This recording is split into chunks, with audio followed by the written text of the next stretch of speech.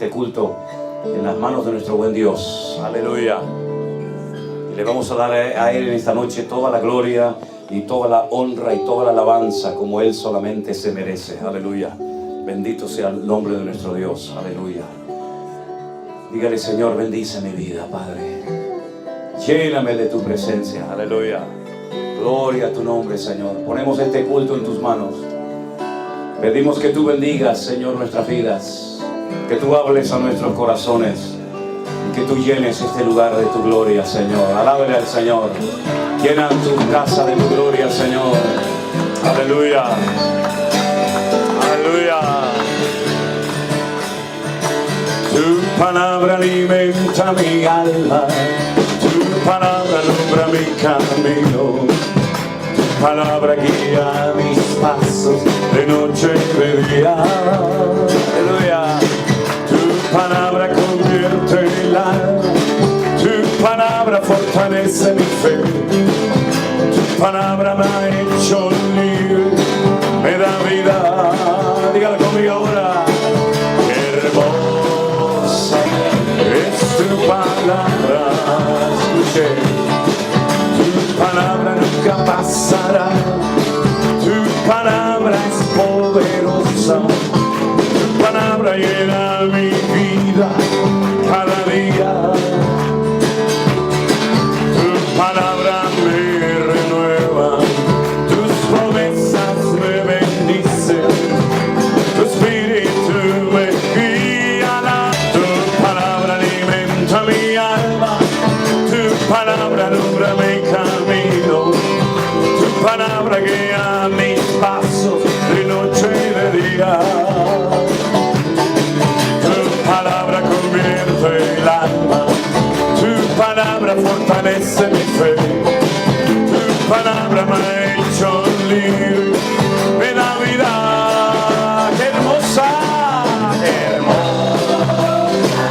Tu palabra más dulce.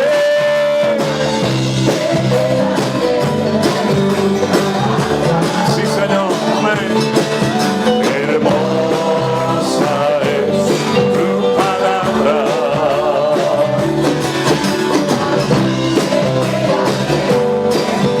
Amén. Tu palabra nunca pasará.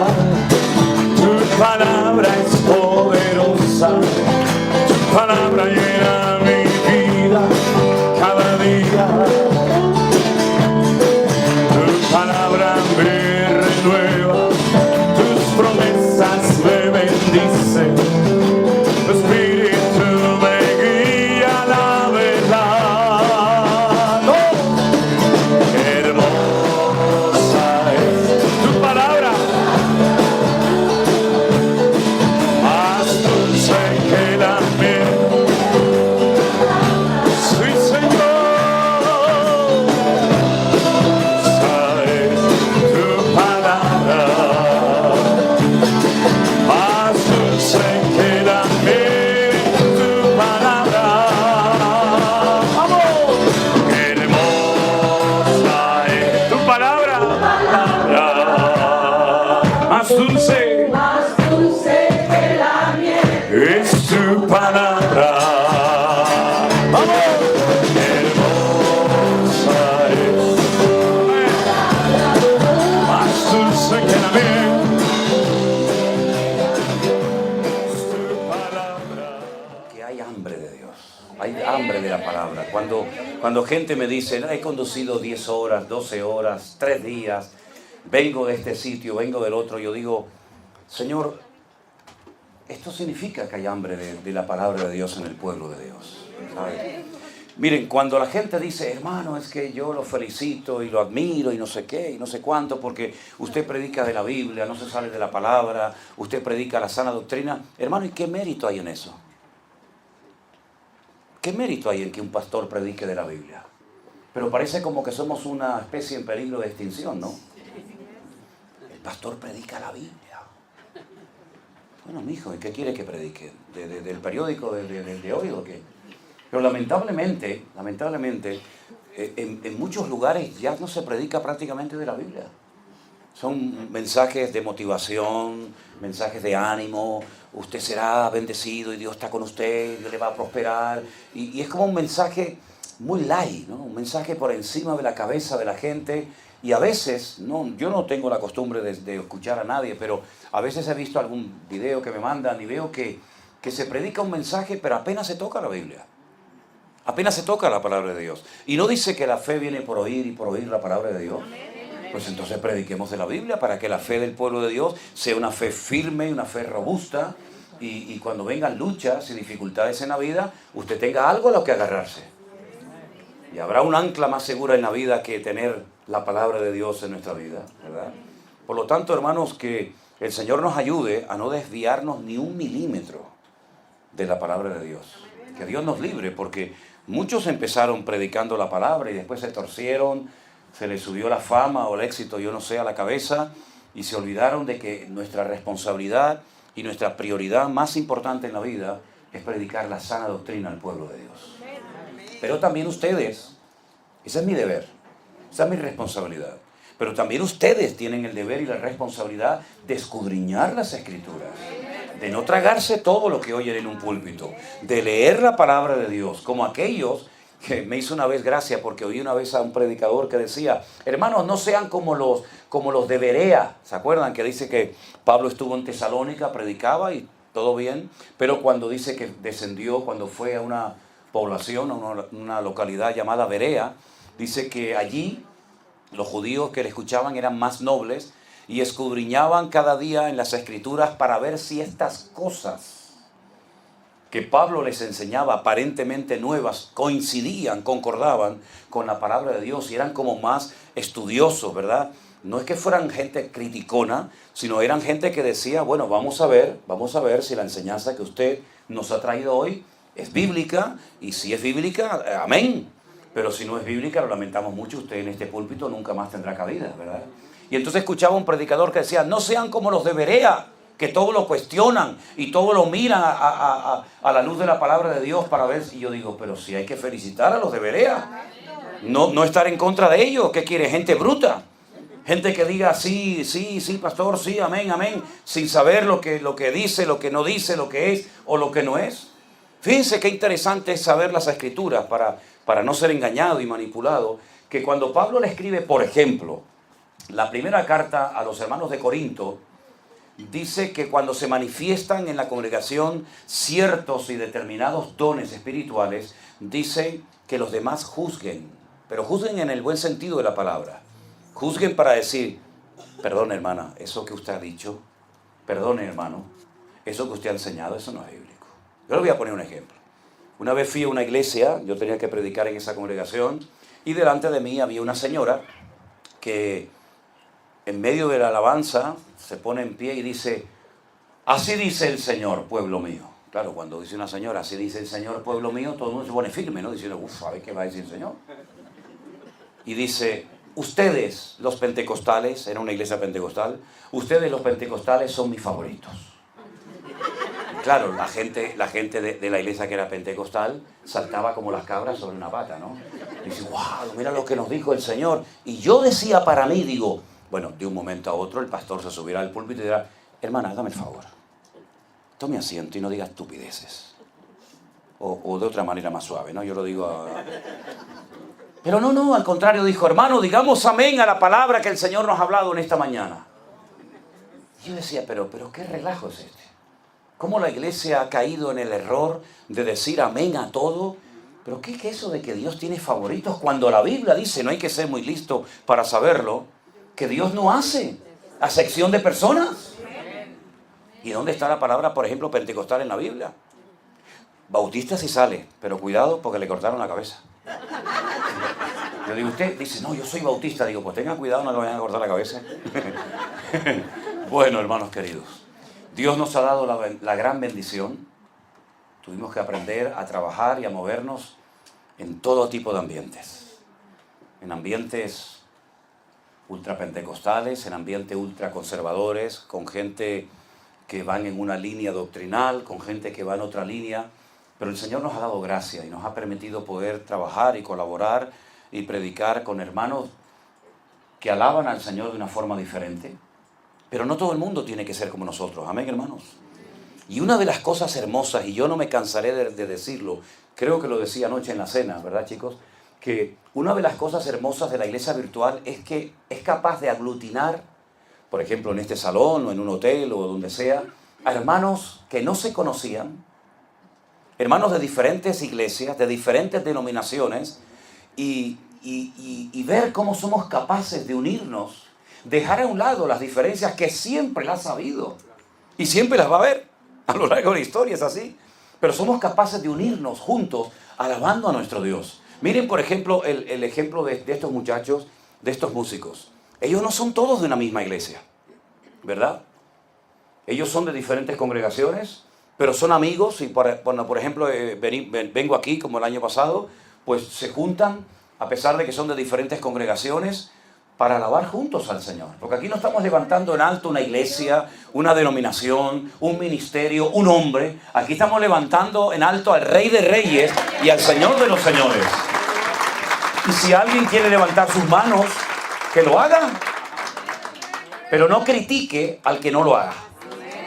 Y si alguien dice, yo prefiero no levantar mis manos, ok, no lo haga, pero no critique al que quiera hacerlo.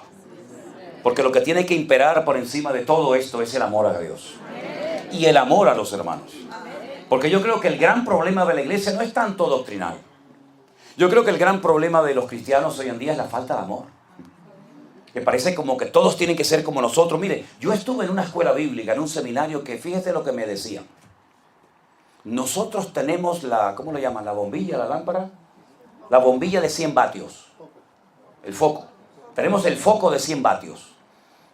Los demás hermanos, y mencionaban una serie de denominaciones, tienen el de 50, el de 40, el de 30 y el de 10.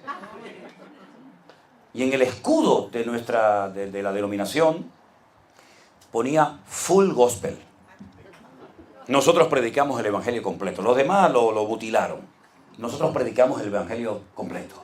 Y claro, uno sale de allí creyendo que como tu iglesia, como tu denominación, no hay otra, que tú eres el rey del mambo, ¿no? Que todos son por encima, por abajo de ti, tú eres el... Y cuando uno conoce a otros hermanos, como por ejemplo una vez cuando estaba en el ejército, fui a una iglesia de visita y se me acercó una señora y me dice, ¿Usted está en el ejército? Digo, sí. Dice, tenga, hermano, las llaves de mi casa, usted puede cuando salga venir a nuestra casa. Me presentó a su marido, me presentó a sus hijos, venga a casa para que usted tenga un lugar tranquilo y pueda descansar. Y yo eso nunca lo había visto, ni nunca lo había presenciado, ni experimentado, por ejemplo, en la iglesia, en la denominación en la que yo me crié en aquellos años. Y entonces el Señor me mostró que hay gente buena en todas partes, hermanos.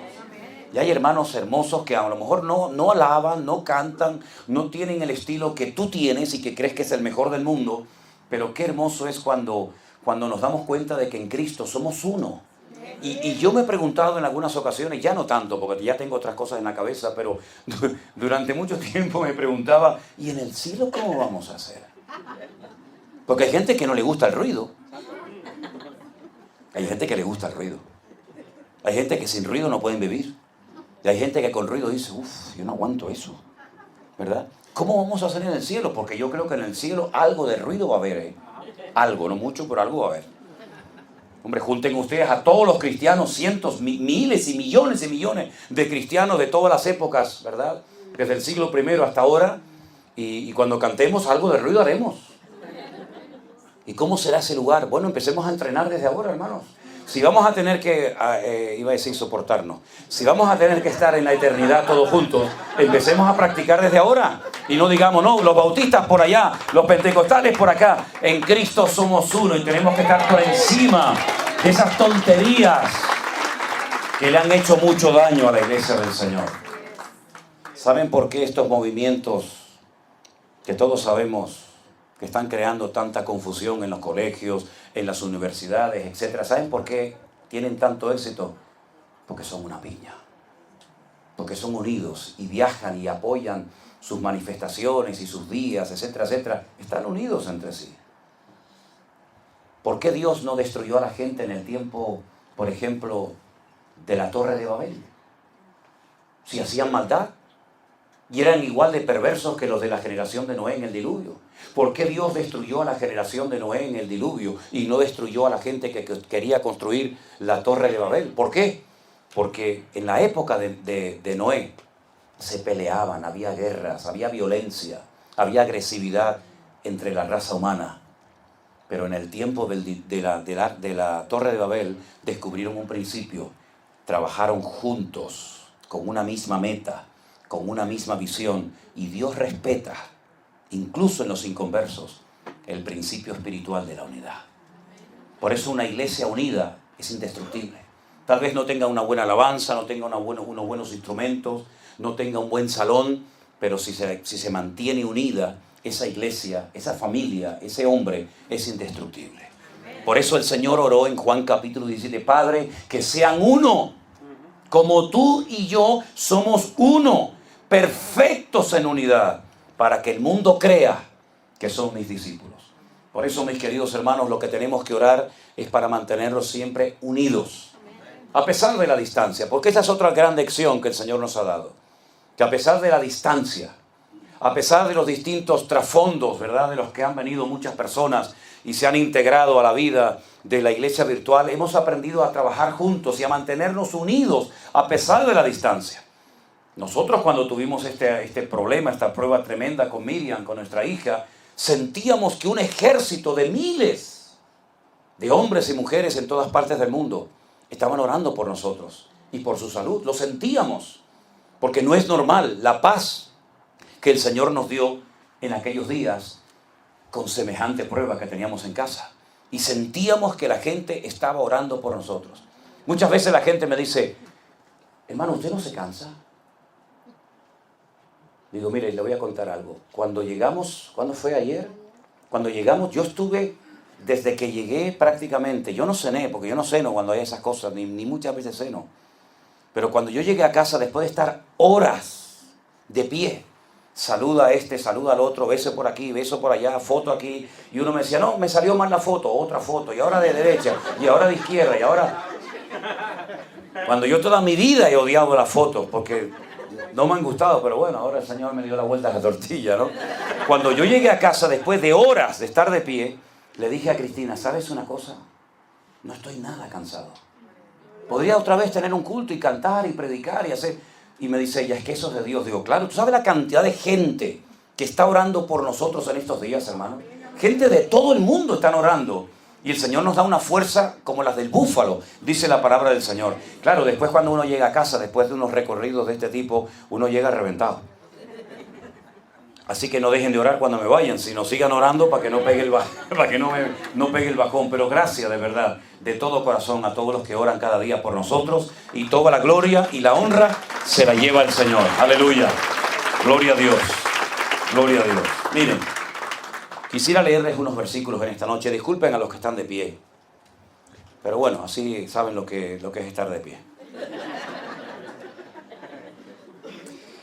En el libro de los Hechos, que lo escribió Lucas, el mismo que escribió el Evangelio, este hombre era muy detallista, se daba cuenta de cosas que, por ejemplo, Mateo no cuenta, o Marcos.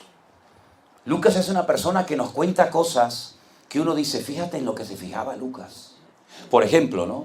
Dice que cuando llegaron al aposento alto había 120 personas. Y uno dice, ¿qué tiene que ver? Pero es que él sabía que el día de la ascensión de Cristo habían visto al Señor ascender 500 hermanos a la vez. Pero cuando llegaron al aposento alto una semana más tarde, solamente había 120. Se habían apartado 380 por el camino. Y eso lo cuenta Lucas, y eso tiene una explicación. Y te das cuenta que Lucas se da cuenta de detalles y de cosas realmente tremendas. Y una de las cosas que le llamó la atención a Lucas, que la cuenta en su libro, es cómo eran nuestros hermanos en aquella época, cómo eran los cristianos en aquellos primeros días, en aquellos primeros años de la iglesia primitiva en Jerusalén. Y presta atención, dice la Biblia en el libro de los Hechos, capítulo 2, el verso 43, que sobrevino temor o respeto a toda persona y muchas maravillas y señales eran hechas por los apóstoles. Y todos los que habían creído estaban juntos, como el Salmo 133, ¿verdad? Juntos, en armonía. estaban juntos y tenían en común todas las cosas. Eso es lo que es comunión. Es una unión en común. Estaban juntos todos. Vendían sus propiedades y sus bienes y los repartían a todos según la necesidad de cada uno. Y perseverando unánimes cada día en el templo, porque aún no había sido destruido, partían el pan en las casas y comían juntos con alegría y sencillez de corazón, alabando a Dios y teniendo favor con todo el pueblo. Y el Señor añadía cada día a la iglesia los que habían de ser salvos. Qué tremendo, ¿no? Así eran nuestros hermanos en aquellos primeros días cuando había recién nacido la iglesia. Seguían yendo al templo. Prácticamente el 100% de la membresía de la iglesia primitiva eran todos judíos. Todavía no había llegado el evangelio a los gentiles, es decir, a los que no eran judíos. Y ellos seguían yendo al templo porque el templo estaba en Jerusalén, ellos vivían en Jerusalén y el templo era el centro religioso de la época. Los sacrificios. Ellos no dice que ellos iban a hacer sacrificios, sino que dice que subían al templo a orar, porque era lo que se conocía en aquel tiempo como la casa de Dios, el lugar donde Dios había depositado su gloria, y ellos subían 3 veces al día a orar. Esas 3 veces que subían al templo a orar, por la mañana se llama Shaharit, por la tarde se llama Arbit y por la noche se llama Minjá, o la Minjá y Arbit. Eran las horas de los sacrificios y la gente subía al templo a orar.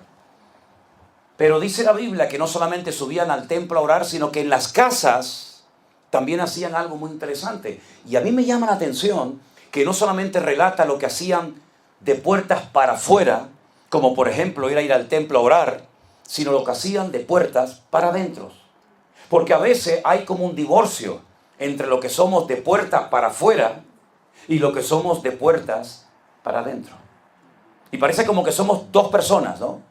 Como esos que tienen bipolaridad y se comportan de una manera por el día y de una manera diferente por la noche. Vamos a la iglesia, cantamos, alabamos al Señor, oímos su palabra, somos muy amigables, muy amorosos, pero luego cuando entramos a casa el ángel se convierte en demonio. Y se va toda la amabilidad, se va toda la espiritualidad. La casa, en vez de ser un centro de entrenamiento y de adoración para el Señor, es todo lo contrario, ¿verdad? Pero en el templo, en la iglesia, somos otra persona. Y Lucas lo que refleja aquí es que ellos eran iguales, dentro y fuera.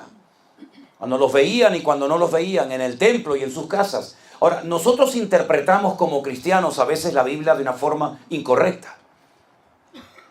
Y por ejemplo, cuando leemos que ellos partían el pan en las casas, ¿qué es lo primero que nos viene a la mente? Cuando decimos partían el pan, celebraban la Santa Cena, ¿verdad?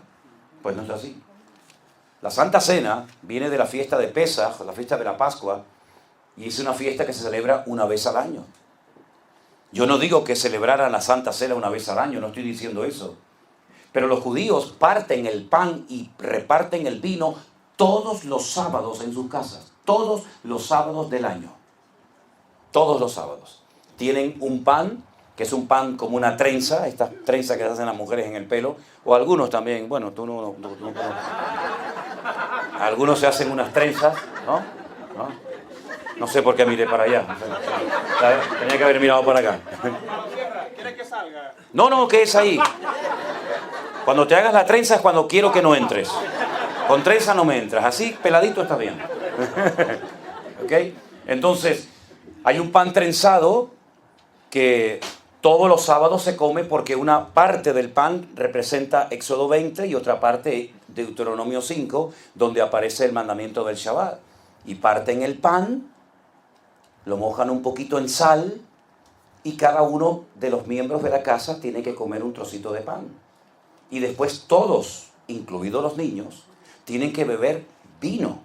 Pero no vino de este que no tiene alcohol, sino vino con alcohol. Es así, todos los sábados se hace así en la casa. Y el papá tiene una copa enorme como las del cura, el copón ese, ¿cómo le llaman? El cáliz. Y lo llenan hasta arriba, hasta que rebosa. Porque dicen que si echa poquito, la bendición es poquita. Y si lo llenan hasta arriba, la bendición es mucha. Entonces el papá echa vino y yo decía, pero este hombre no se la... No, tiene que rebosar hasta que sobreabunde. ¿No dice el Salmo 23? Hasta que sobreabunde. Pues entonces le ponen un platito debajo y hace una oración que se llama Kiddush y bendice el pan y el vino. Todos los sábados celebran eso, todos los sábados.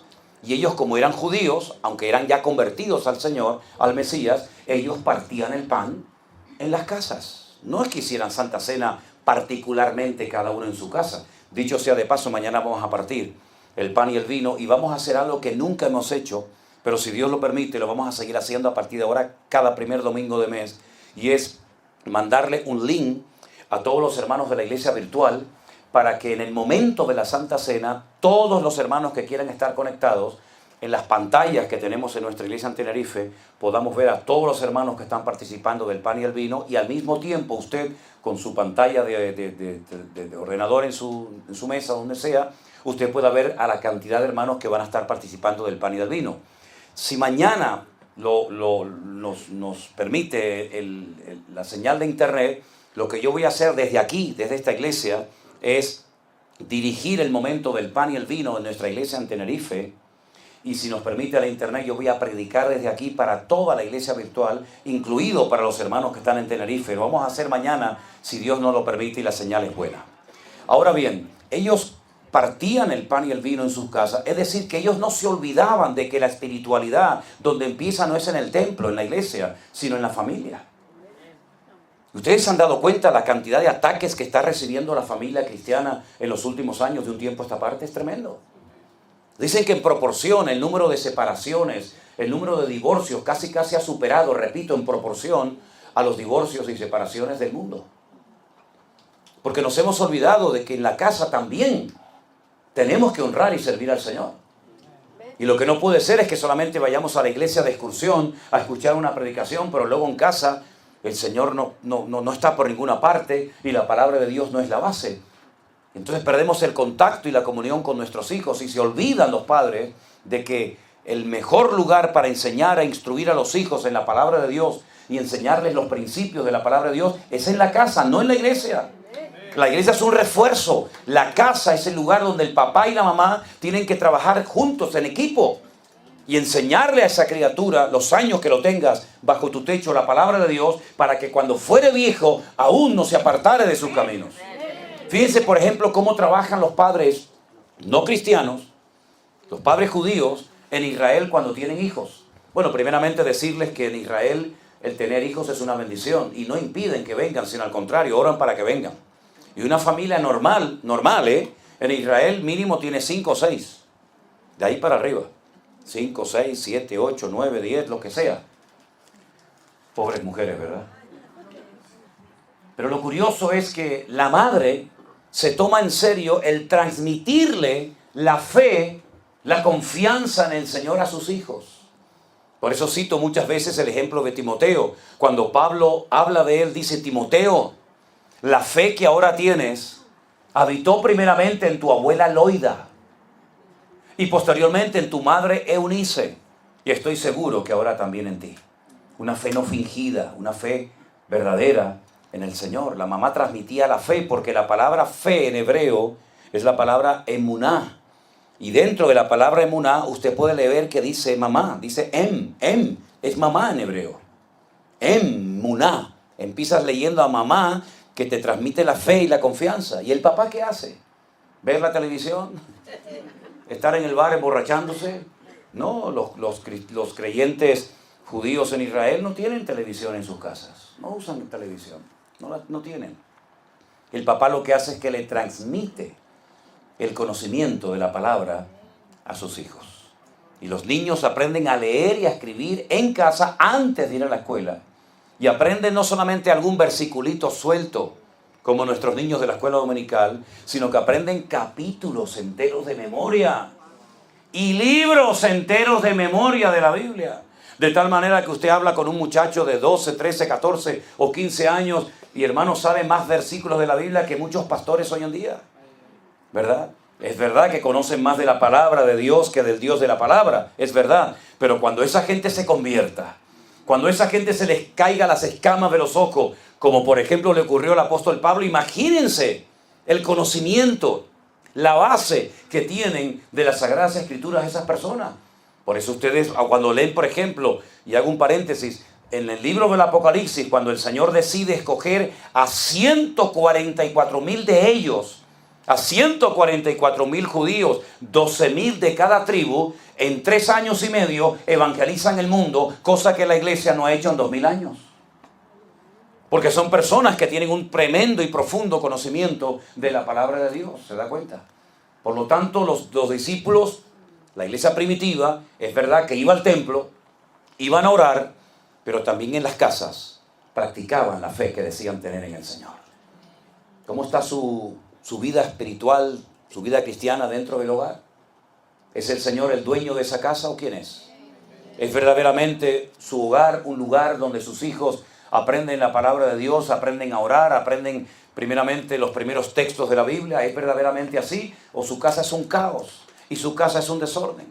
Fíjense qué importancia le da el Señor a la familia, al hogar, que cuando, por ejemplo, alguna persona quiere ser diácono, es decir, un servidor dentro de la iglesia del Señor, una de las cosas que menciona, dentro de otras muchas, es que sus hijos sean convertidos. Cuando alguien quiere ser pastor, pues más todavía. Dice, pues el que no sabe gobernar su casa, ¿cómo va a gobernar? ¿Cómo va a dirigir y a presidir la casa del Señor? Por lo tanto, su prioridad no es el ministerio. Su prioridad no es su trabajo, hermano. Su prioridad son sus hijos, su familia y su matrimonio. Y hay un tiempo corto, pasa volando, cuando te das cuenta, uy, el muchacho se me hizo adolescente, se me hizo joven. Y la presión que los muchachos reciben hoy en día, no la recibimos nosotros cuando éramos jóvenes, cuando éramos adolescentes.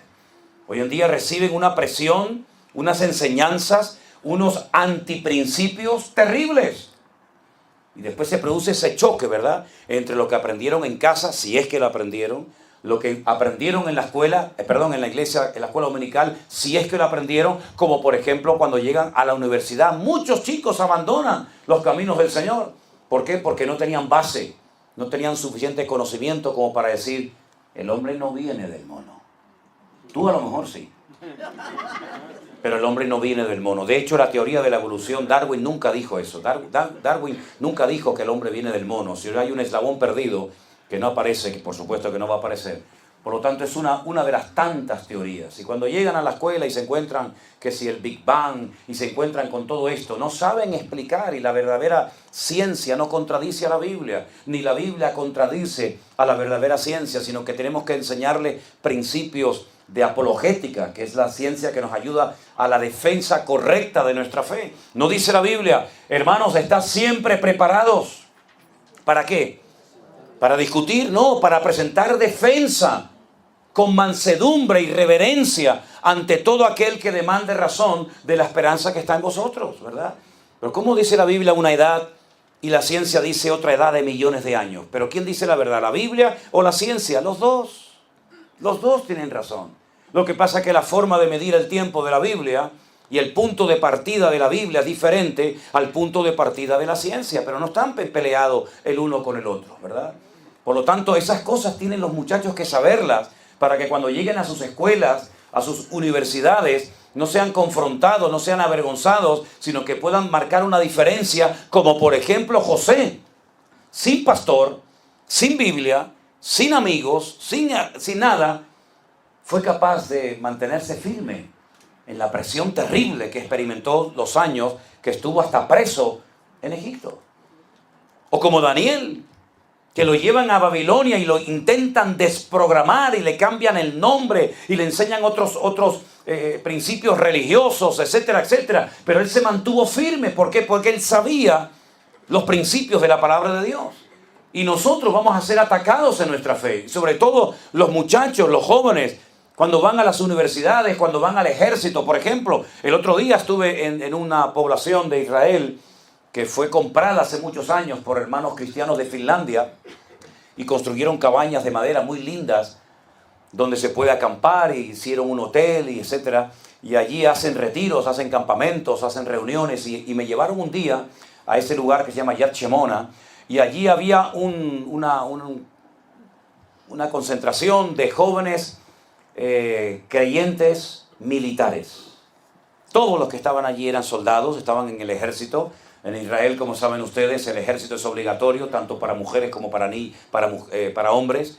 Los hombres van 3 años, las mujeres van 2, y la presión que reciben es tremenda, y decían que hasta el 80% de los jóvenes creyentes que ingresaban en el ejército, se apartaban de los caminos del Señor y nunca más volvían. Y entonces los pastores se alarmaron y dijeron, hay que preparar, hay que entrenar a los muchachos. Y entonces hacen este tipo de encuentros, primero para que se conozcan, para que sepan que no está solo, sino que hay centenares de jóvenes que están en el ejército y puedan presentar defensa de la fe que dicen tener en el Señor Jesús. Eso es lo que hacían los creyentes, vivían juntos, con sencillez. No hace falta tantas cosas para ser feliz, hermanos, porque teniendo a Cristo, tenemos lo más importante de la vida. Yo conozco gente que tiene tantas cosas, un patrimonio tan inmenso, pero no son felices, no tienen paz en su corazón. Y no hay nada malo en tener cosas. Yo no estoy en contra de eso. Yo cuando veo hermanos que Dios los prospera y los bendice y compran por aquí, compran por allá, gloria a Dios, me alegro mucho, hermano. Pero que no te olvides que la estabilidad y la confianza no la tienes que depositar en lo que tienes, sino en lo que eres. Y lo que eres es un hijo del Rey de Reyes y Señor de los Señores. Gloria a Dios. Y algo que destaca el libro de los Hechos y que Lucas lo menciona, es que dice que no había necesidades entre ellos. Eso me llama mucho la atención, lo dice en el verso 45. Vendían sus propiedades, sus bienes, y los repartían a todos según la necesidad de cada uno. Y si vamos al capítulo 4, un poquito más adelante, dice, la multitud de los que habían creído, versículo 32, era de un corazón y de un alma. Ninguno decía ser suyo propio nada de lo que poseía, sino que tenían todas las cosas en común. Una vida comunitaria, sin egoísmo, sin avaricia, esto es mío, no me lo toques, ¿verdad? Con gran poder los apóstoles daban testimonio de la resurrección del Señor Jesús, y abundante gracia era sobre todos ellos. Así que no había, escucha esto, no había entre ellos ningún necesitado, porque todos los que poseían heredades o casas las vendían y traían el precio de lo vendido y lo ponían a los pies de los apóstoles y lo repartían a cada uno según su necesidad. No era obligatorio, no era un mandamiento de la iglesia que tenían que traer sus propiedades, sus riquezas. No, era algo que salía, brotaba de corazones generosos, de corazones solidarios. Pero lo que me llama la atención no es tanto esto, sino que dice que entre los hermanos de la iglesia, y eran miles, recuerden que el día de Pentecostés se convirtieron 3,000 varones, sin contar mujeres y niños. Mira, cuando en una reunión hay 3,000 hombres, multiplica como mínimo por 2 el número de mujeres. Siempre es así. Siempre es así, siempre hay más mujeres que hombres. Y niños ni te cuento, y más en aquella cultura, donde tener niños era tan normal. Días más tarde dice que se convirtieron otros 5,000, ya son 8,000 hombres, sin contar mujeres y niños. Estamos hablando de multitudes enormes de gente. Y no había necesitados entre ellos. ¿Y cómo puede ser eso? Bueno, a mí me llama la atención que cuando Pablo se convierte al Señor y prácticamente a los pocos años ya comienza a predicar y a viajar por todas partes predicando la palabra, la Biblia dice que un día subió a Jerusalén. Y cuando llegó a Jerusalén dice, para no haber corrido en vano, yo voy a hablar aparte en privado con los que él dice que consideraba las columnas de la iglesia, y menciona a Pedro, a Jacobo, a Santiago y a Juan, y dice que les expuso en privado el evangelio que él predicaba, lo que él hacía, cómo predicaba, cómo enseñaba, cómo preparaba obreros, cómo establecía comunidades, congregaciones, y dice que no, como que no le llamaron la atención. Esto lo cuenta en la carta a los Gálatas. Y Pablo dice, a mí no me enseñaron nada nuevo los apóstoles. Solamente me pidieron, escuche bien, que me acordara de los pobres. Cosa que procuré hacer. Y entonces vemos que a partir de ese momento, de ese encuentro, de esa entrevista con los apóstoles en Jerusalén, dice que él comenzó a viajar de iglesia en iglesia, levantando ofrendas para los pobres de Jerusalén. Aquellos que eran ricos, pero que lo habían vendido todo y habían entregado sus posesiones, y muchos lo habían perdido todo a consecuencia de las tremendas persecuciones que experimentaron.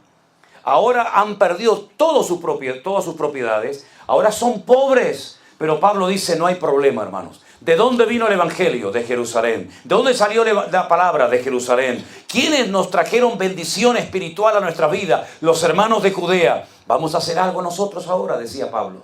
Vamos a levantar ofrendas y así como ellos trajeron bendición espiritual, nosotros le vamos a devolver la bendición material. Y levantaron ofrendas, él las llevó junto con otros hermanos y dice, para que haya igualdad en el cuerpo de Cristo.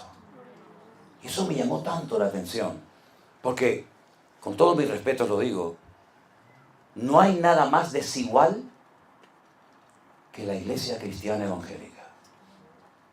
Encuentras hermanos que les sobra de todo. Y hermanos que no tienen ni para poder venir a una cena a escuchar una palabra. Y uno dice, Señor, ¿realmente eso es lo que tú has diseñado para tu iglesia? Que uno tenga de todo y no sabe ni lo que hacer, ni dónde meter tantas cosas. Y que otros hermanos a veces no tienen a lo mejor ni para tomar el autobús o lo que sea para poder ir a un lugar a escuchar la palabra.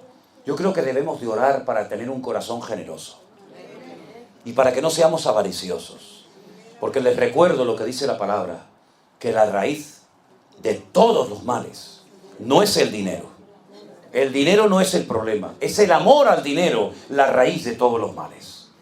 Con dinero se pueden hacer muchas cosas, se pueden alquilar locales, se pueden comprar instrumentos musicales, se pueden comprar pasajes para poder desplazarnos de un lugar a otro. Con dinero se pueden comprar Biblias. Claro que sí, el problema no está tanto en el dinero. El problema está en el uso que le demos a lo que Dios nos ha dado.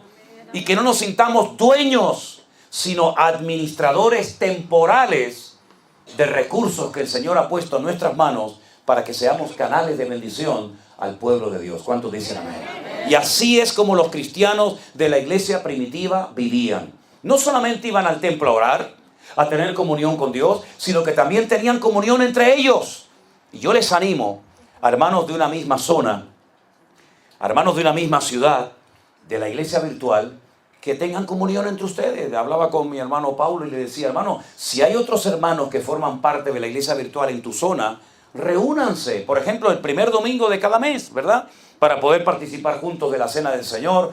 Hay hermanos que están solos en una ciudad. En España tenemos casos de hermanos que están ellos solos en una ciudad, pero luego tenemos hermanos que se pueden juntar en alguna ciudad, en alguna casa, en algún sitio, para poder tener comunión, porque la comunión con Dios es fundamental, pero también la comunión entre nosotros es fundamental. Por eso yo animo, y el otro día mandé un mensaje a la iglesia virtual, para que estén activos. No digan, bueno, yo soy miembro de la iglesia virtual, pero no se le ve nunca, hermano. No se le ve nunca, no participa nunca. Usted no sabe si hay un hermano que se está muriendo en un hospital. No sabe nada. No sabe la victoria que hemos obtenido aquí o allá. No sabe nada porque está totalmente desconectado. Y por eso cuando hay reuniones de oración, métase y participe. Presente sus peticiones de oración y oiga las peticiones de los demás también. Y cuando hay una bendición, nos gozamos todos. Y cuando hay un problema, lloramos todos también. Y eso es lo que queremos fomentar en la iglesia virtual. Gracias al Señor por las redes sociales que todavía podemos usar. No sé hasta cuándo, no lo sé. Pero si Dios nos permite conectarnos con hermanos de cantidad de lugares, aproveche y valore ese privilegio y tenga comunión, no solamente, repito, con el Señor, sino tenga comunión con otros hermanos. Preocúpese, o mejor, ocúpese en llamar, hermana, ¿cómo está? ¿Cómo está su hija? Hermana, ¿y aquellos papeles que estaba esperando al final le llegaron?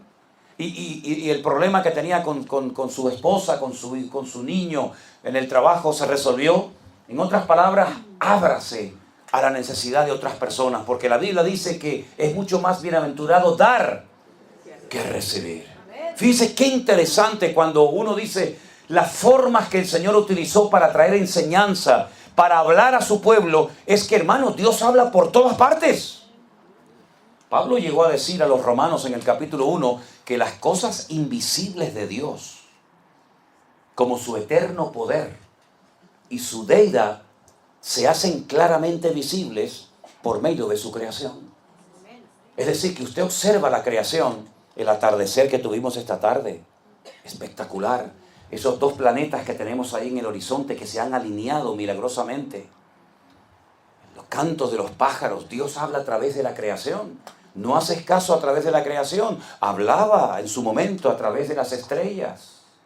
Y aquellos magos de Oriente fueron guiados por una estrella desde Babilonia o tal vez más allá, para poder llegar al sitio exacto donde el Señor había nacido.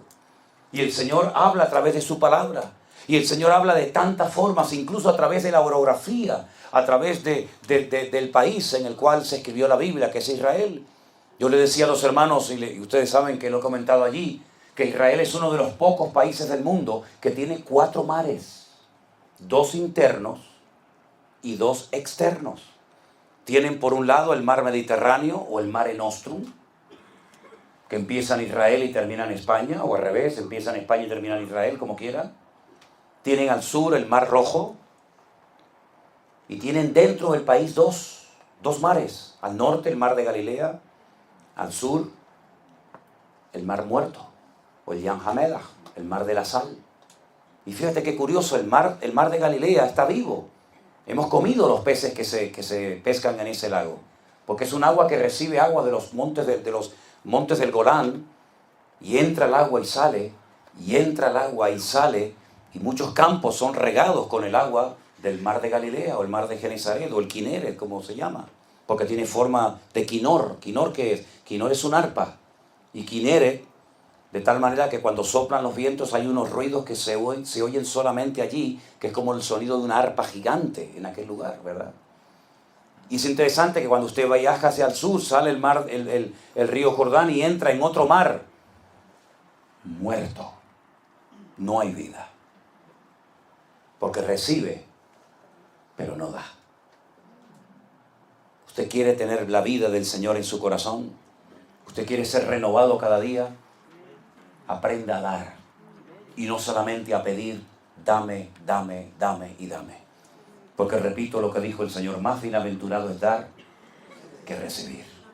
Y si esto fuera poco, dentro de la ciudad de Jerusalén, por si alguien no se había percatado de esto, hay 2 estanques, uno dentro de la ciudad y actualmente otro fuera de la ciudad. Uno que es el estanque de Betesda, donde se recoge el agua de la lluvia y ahí se queda estancada y el agua se termina echando a perder. Y otro que es un estanque de aguas vivas, porque entra y sale agua, que es el estanque de Siloé. Es decir, Dios nos habla de muchas formas y maneras. Lo importante es que captemos el mensaje y nos demos cuenta de que nosotros podemos vivir en victoria si ponemos en práctica lo que hacían nuestros hermanos en la iglesia primitiva. Pero tengo también que decir algo, y es que cometieron un grave error.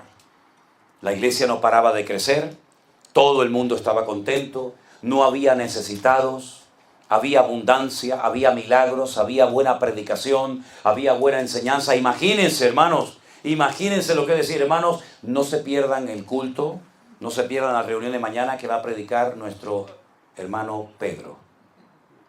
Wow, impresionante, ¿no? Pero no se olviden que el próximo día viene a predicar Juan, el discípulo amado. Y así cada domingo tenían, y yo decía, Dios mío, eso es una maravilla.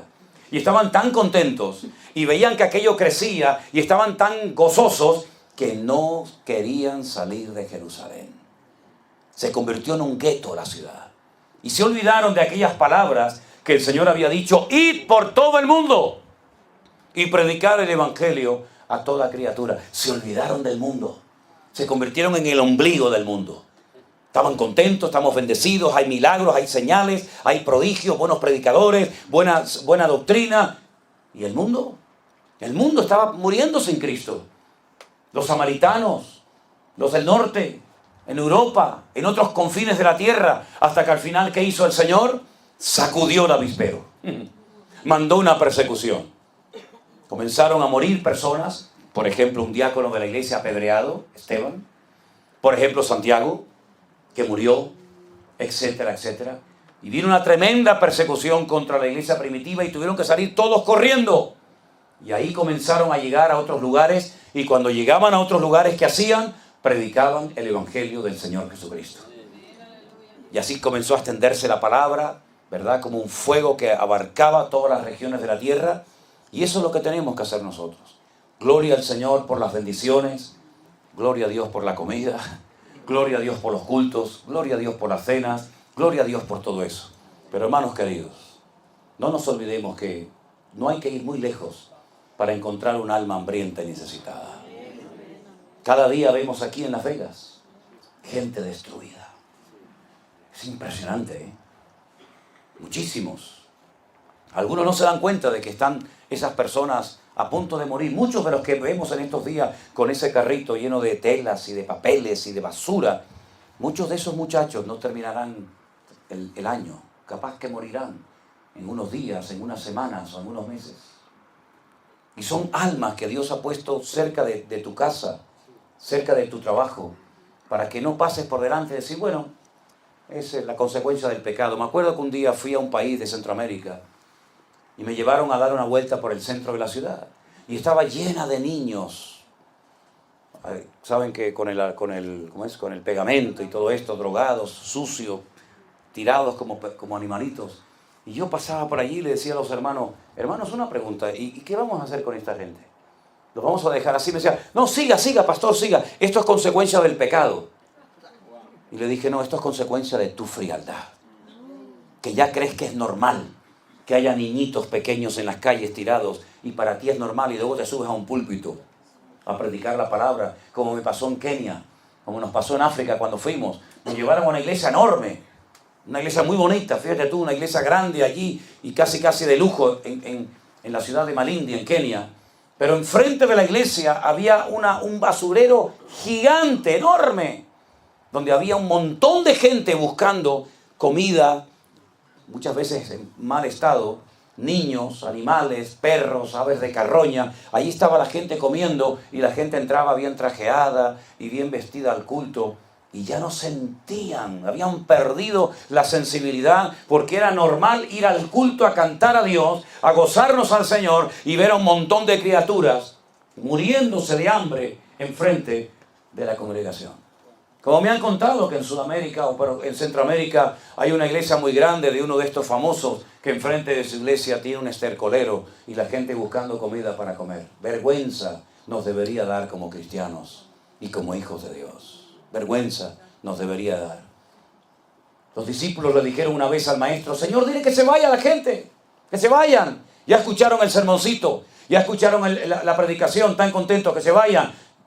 Porque el lugar en el que estamos no hay recursos, no hay comida, no hay nada. Y el Señor le dijo, no se tiene por qué ir la gente. ¿Por qué se tienen que ir? Denle ustedes de comer. Y se asustaron y dijeron, ¿nosotros? Y el tesorero del grupo o el que sacaba las cuentas dijo, ni 200 denarios, 200 días de trabajo constante llegarían para dar de comer a tantas multitudes. Habían perdido la sensibilidad por la necesidad ajena de la gente. Y muchos cristianos son así. Ya ni sienten ni padecen, les da lo mismo que la gente se muera de hambre, que no tenga trabajo, que pases con tu auto y veas debajo de un puente a un montón de muchachos, de gente mayor, que no tengan donde cobijarse. Es terrible ver cómo la iglesia ha perdido no solamente la pasión por las almas perdidas, sino la compasión por personas que podrían haberse convertido si alguien hubiera ido a llevarles el evangelio del Señor Jesucristo. Así que mis queridos hermanos, no hace falta ir muy lejos ni irse a África para ayudar a gente tremendamente necesitada y desesperada. Ya sé lo que me van a decir, ya lo sé, lo he oído muchas veces, yo también lo he dicho. Es que hay algunos que le ofrecemos ayuda y le ofrecemos la posibilidad de ir a un centro de rehabilitación para curar si no quieren ir. Sí, ya lo sé. Si yo fui director del primer centro de rehabilitación cristiano en España, de Teen Challenge, aquel ministerio que empezó en las calles de Nueva York con el predicador David Wilkinson. Yo era el director de uno de esos centros. Y sé que hay muchos que no quieren ir porque prefieren vivir una vida de desorden, no quieren someterse, no quieren trabajar, no quieren un horario. Ya lo sé, pero también conozco a miles que se han rehabilitado por haber oído el evangelio del Señor Jesucristo. Y tenemos en nuestra iglesia virtual hermanos, y les voy a presentar ahora a un hermano en el Congreso en Toledo, Dios mediante, un hermano que estuvo metido en la droga durante años hasta que el Señor lo liberó y fue libre y hoy en día es un siervo de Dios predicando su palabra. Así que mis queridos hermanos, Dios tuvo que mandar una tremenda persecución a la iglesia primitiva porque se habían acomodado y se olvidaron del mundo. Y nosotros no estamos en este lugar para ser el centro de atención. sino estamos en este lugar con un propósito y con una misión.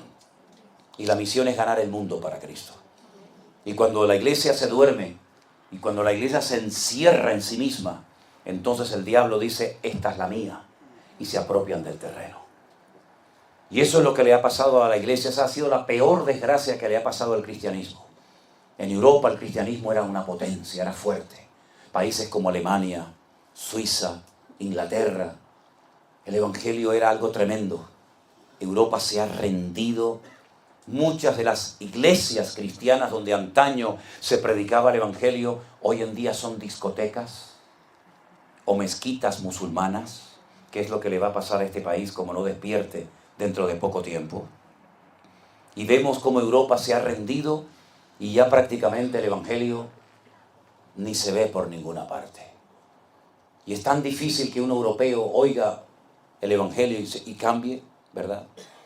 Y el Señor trajo una revolución en los países de Latinoamérica, donde millones de hermanos nuestros se convirtieron al Señor y fueron enviados por todas partes del mundo. Y cuántas iglesias se han abierto con hermanos de Honduras, de Guatemala, de México, de tantos lugares, ¿verdad?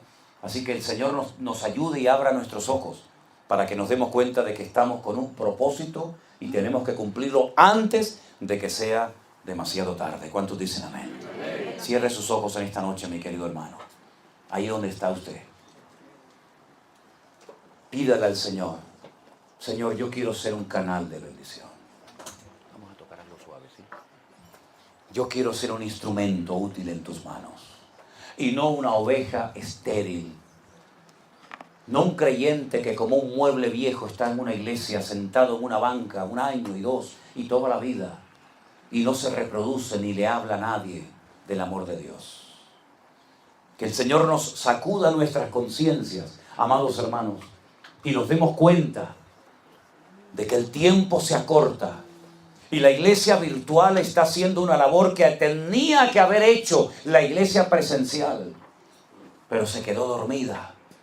Y entonces el Señor comenzó a extender su palabra a través de las redes sociales y centenares y miles de personas se han convertido y reconciliado con el Señor porque muchas iglesias locales se olvidaron de predicar el evangelio. Y la tragedia fue cuando nos enterábamos y escuchábamos cada día tantas iglesias que se cerraron durante la pandemia y muchas de ellas lamentablemente nunca se volvieron a abrir. Entonces Dios, viendo ese vacío que había dejado la iglesia presencial, comenzó a utilizar las redes sociales y a través de esas redes muchas personas llegaron por primera vez al conocimiento del evangelio y experimentaron el gozo de la salvación. Hermanos queridos, que Dios nos ayude y abra nuestros ojos para que nos demos cuenta de que la iglesia tiene un propósito y un mensaje que dar al mundo y que lo demos sin ningún temor en el nombre del Señor. Padre, te damos gracias por tu palabra en esta noche. Gracias te doy por cada hermano, cada familia aquí representada entre nosotros. Señor, gracias por lo que has hecho entre nosotros a través de esta red, de este medio de la iglesia virtual. Gracias por tu obra y tu iglesia aquí en Las Vegas. Gracias, Señor, porque ha sido la primera obra que se ha levantado presencialmente en este país. En esta ciudad de perversión, de lujuria, de sexo, de juegos, tú has levantado una luz en medio de tanta oscuridad.